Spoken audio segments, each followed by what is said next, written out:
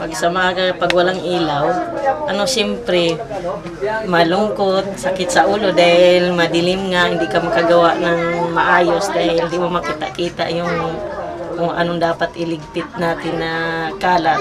Mahirap kasi madilim siya.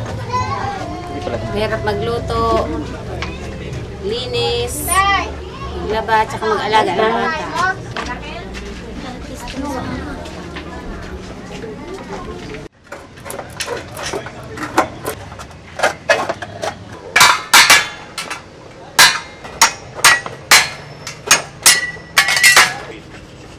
Kayaknya Pak Wijin ya kayak.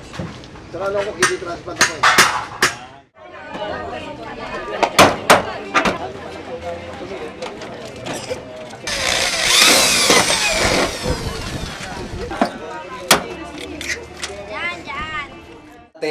Ganito ang ilaw namin, talagang maliwanag siya. At ngayon, papatayin ko ang ilaw na galing sa electric. So ito ang ilaw naman na liwanag na galing doon sa ayan, liwanag.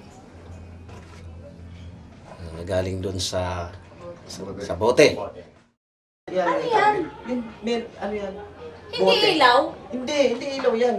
Nag-iilaw lang. Gusto nga ni Nestor magpakabit. Magpalagay na ganyan. Saan? Sa bahay namin? Oo. Wala alam siya. Uy, ang galing naman ito. Ang galing naman.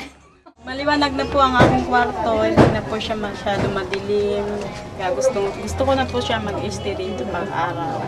Hindi tulad ng dati, makadilim po siya kung walang ilaw. Hindi po siya liliwanag. Thank you po. Napakalaking tulong po sa amin kasi dati yung ilaw namin 24 hours, wala nang patayan. Ngayon, dahil dyan sa liwanag na nanggagaling sa araw, nakakatipid na kami, nagiginhawahan pa kami.